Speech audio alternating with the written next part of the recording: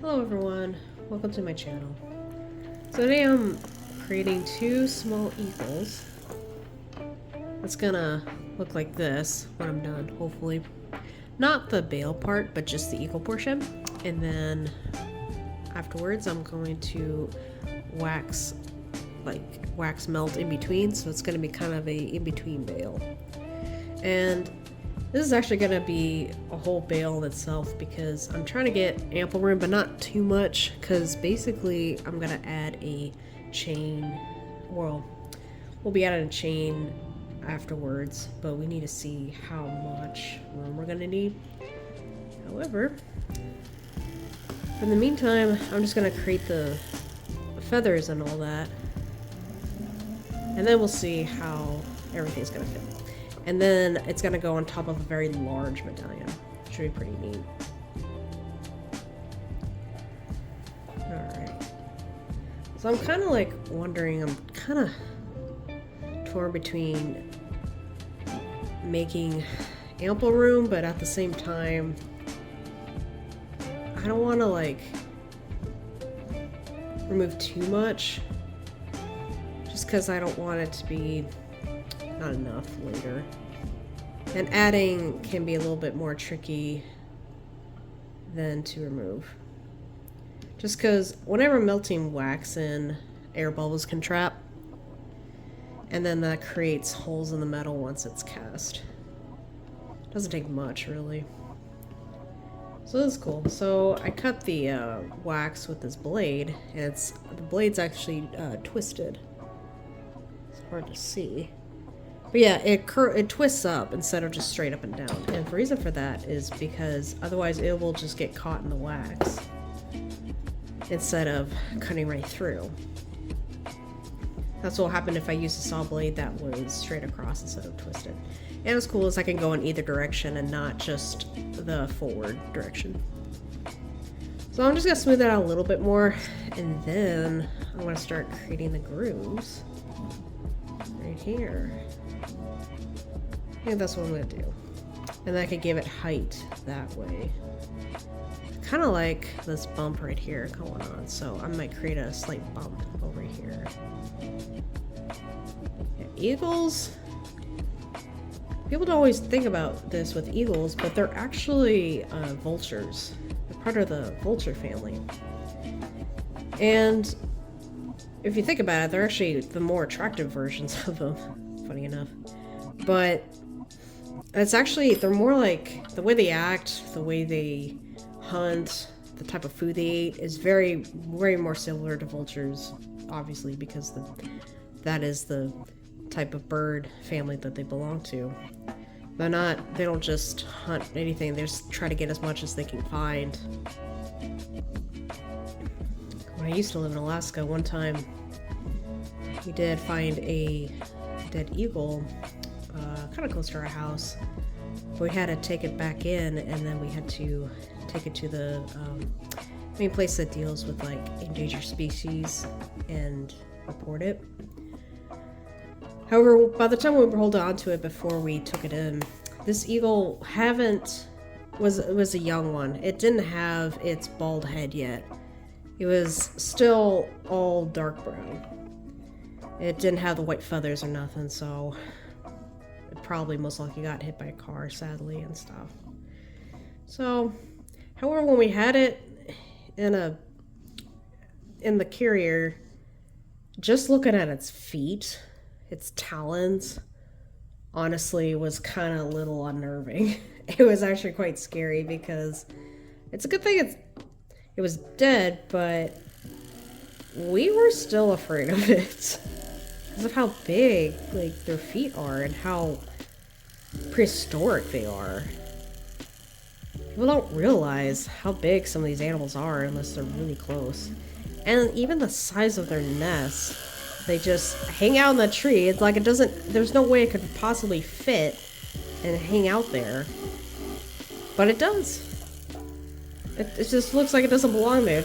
And it's almost like they put too much twigs and stuff, and it's like, what's funny about it is it's too big for the tree, really. That's what it looks like.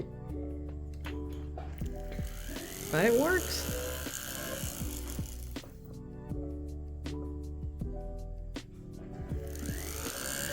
yeah, that's my little eagle story, really. Kind of morbid, but I see them occasionally, not very often. But they actually like to hang out at the beach, funny enough. That's obviously, yeah, because that's where all the prey likes to hang out.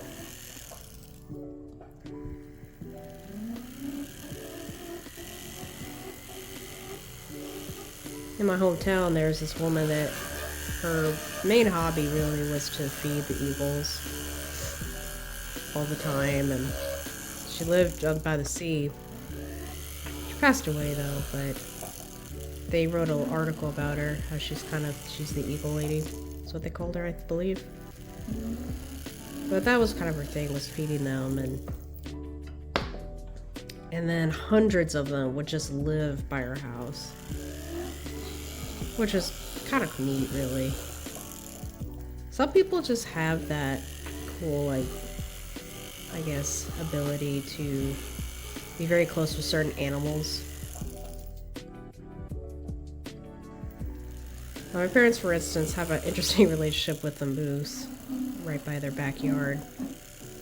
The moose always show up right by their house to actually give birth to their babies, as well as just hanging out there for days. And they have just an interesting relationship with them. It's like non-verbal or anything. But what actually helps too is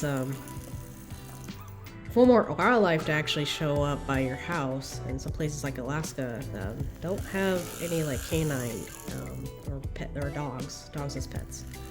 Because they will just scare them off. But they're great for protection, obviously. So if you want protection, get dogs for sure. But if you want more wildlife to show up so you can see them, dogs will usually just get rid of them and you'll never see them.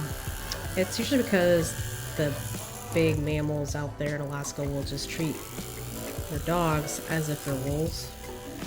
They're part of the same species, really, so it makes sense.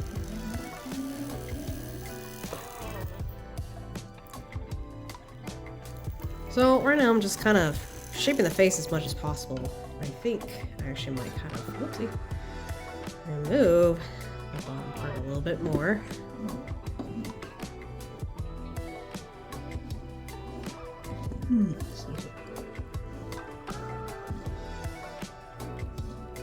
Alright.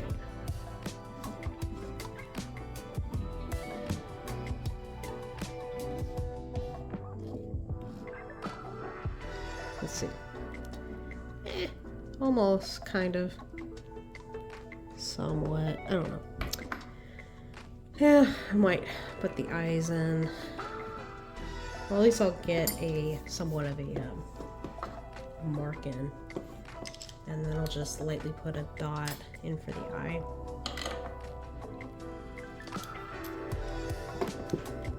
Let's see. Okay. Yeah, the fun thing about wax is it's just so easy to remove excess material.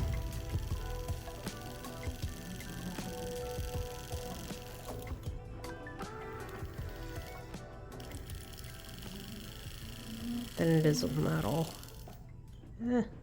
Kind of. Did not quite get it.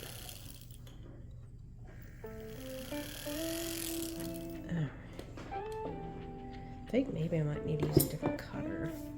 Let's see. Use a fresh cutter. Maybe this one.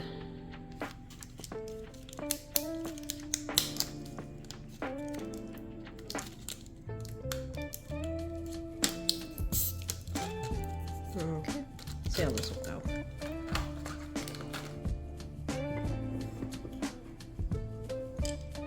Just a little too large.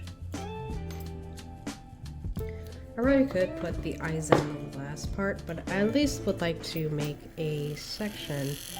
Yes, I think this will be fine. But I need to smooth it out a little bit better. Yeah.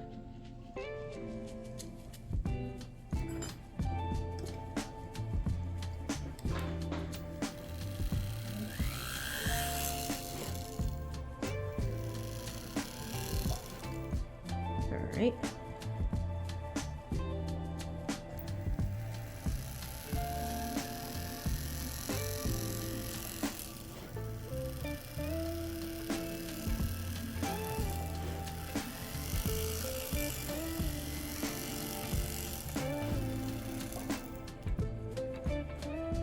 I like it so far.